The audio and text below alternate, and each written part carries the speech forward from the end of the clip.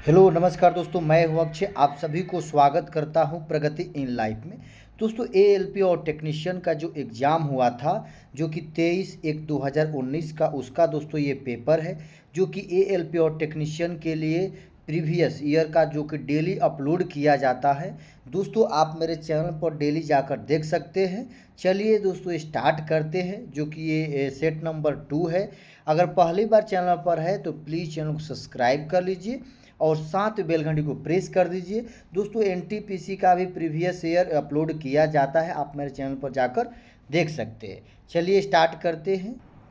तो question number 26 है, जो कि 25 क्वेश्चन दोस्तों अपलोड कर दिए हैं, जाकर देख सकते हैं। ये है कि निम्नलिखित में से कौन सी मूल इकाई नहीं है। तो इसका करेक्ट आंसर है दोस्तों ऑप्शन नंबर 1, जो कि रेडियन। रेडियन जो है ना, एक मूल इकाई नहीं है। चलिए अगला क्वेश्चन है, क्वेश्चन नंबर 27 है कि किसी मूलधन पर पहले और दूसरे साल के अंत में चक्रवृद्धि ब्याज पर प्राप्त राशि क्रमशः 1350 और 1458 है, तो ब्याज दर क्या है। तो दोस्तों, इसका करेक्ट आंसर कितना आएगा? Option number 2, 8%। कितना आएगा दोस्तों? 8% आएगा। चलिए अगला क्वेश्चन है, क्वेश्चन नंबर 3 है कि यदि कोई दुकानदार 2700 रुपया पर एक वस्तु बेचता है तो वह 8% लाभ कमाता है। यदि वह 3000 पर वस्तु को बेचता है तो लाभ प्रतिशत क्या होगा। तो इसका करेक्ट आंसर आएगा ऑप्शन नंबर 1, 20 आएगा इसका करेक्ट आंसर। चलिए अगला क्वेश्चन है दोस्तों, क्वेश्चन नंबर 29 है कि यदि किसी कार की गति 54 किलोमीटर प्रति घंटा से बढ़कर 90 किलोमीटर प्रति घंटा हो जाती है तो उसकी गतिज ऊर्जा में खाली स्थान के अनुपात में बढ़ जाएगी। तो कितना बढ़ जाएगी दोस्तों? इसका आएगा ऑप्शन नंबर 4, 9/25, यानी 9/25। चलिए अगला क्वेश्चन है, क्वेश्चन नंबर 30 है कि राष्ट्रीय कौशल विकास निगम भारत के खाली स्थान के तहत गठित एक सार्वजनिक निजी साझेदारी है। तो इसका करेक्ट आंसर क्या होगा दोस्तों? ऑप्शन नंबर 4, जो कि वित्त मंत्रालय, जो कि ऑप्शन नंबर इसका 4 सही है। चलिए अगला क्वेश्चन है, क्वेश्चन नंबर 31 कि कोई संख्या 36 से बढ़ने के बाद अपने 109% के बराबर हो जाती है, तो वह संख्या क्या है। तो दोस्तों, इसका करेक्ट आंसर आएगा 400, ऑप्शन नंबर 3, जो कि कोई संख्या जो है ना 36 से बढ़कर अपने बढ़ने के बाद अपने 109 के बराबर प्रतिशत हो जाती है, तो वह संख्या क्या होगा। चलिए अगला क्वेश्चन है कि वह खाली स्थान वह स्थिति जब हम किसी सतह को समतल आकृति के पैटर्न से इस प्रकार ढकते हैं ताकि कोई ओवरलैप या रिक्त स्थान न हो। तो इसका करेक्ट आंसर आएगा दोस्तों ऑप्शन नंबर 2, टेसेलेशन।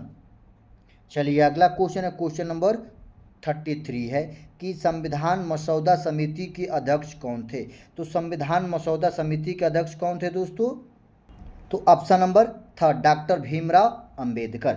चलिए अगला क्वेश्चन है कि 30 केजी और 15 केजी वजन वाले दो बच्चे के एक तरफ आलम्ब से क्रमशः 1 मीटर और 1.2 मीटर की दूरी पर बैठे हैं। तो m केजी का एक लड़का झूले के दूसरी सतह आलम्ब से 1.2 मीटर की दूरी पर बैठता है और झूला संतुलन की अवस्था में है, तो m का मान क्या होगा। तो इसका करेक्ट आंसर आएगा दोस्तों ऑप्शन नंबर 3, 40 केजी। चलिए अगला क्वेश्चन है, क्वेश्चन नंबर 35 है कि दो कार x और y क्रमशः 50 किलोमीटर प्रति घंटा और 75 किलोमीटर प्रति घंटा की औसत गति से a और b से तक यात्रा करती है। यदि x को इस यात्रा में y की तुलना में 2 घंटे अधिक समय लगता है तो a और b के बीच की दूरी ज्ञात कीजिए। तो इसका a और b के बीच की दूरी कितना होगा दोस्तों? 300 किलोमीटर। चलिए अगला क्वेश्चन है, क्वेश्चन नंबर 36 है कि अधिक खाली स्थान वस्तु का जड़त्व तो अधिक होता है। तो देखिए, अधिक द्रव्यमान वाली वस्तु का जड़त्व तो अधिक होता है, ऑप्शन नंबर 1 सही है। चलिए अगला क्वेश्चन है, क्वेश्चन नंबर 37 है कि 200 ग्राम द्रव्यमान वाली एक कड़ाही की ऊष्मा धारिता ज्ञात कीजिए। यदि उसे 2000 जूल ऊष्मा दिए जाने पर इसके तापमान में 8 डिग्री सेल्सियस की वृद्धि होती है। तो इसका करेक्ट आंसर आएगा दोस्तों ऑप्शन नंबर 3, ऑप्शन नंबर 3 जो है 250 जूल पर केजी।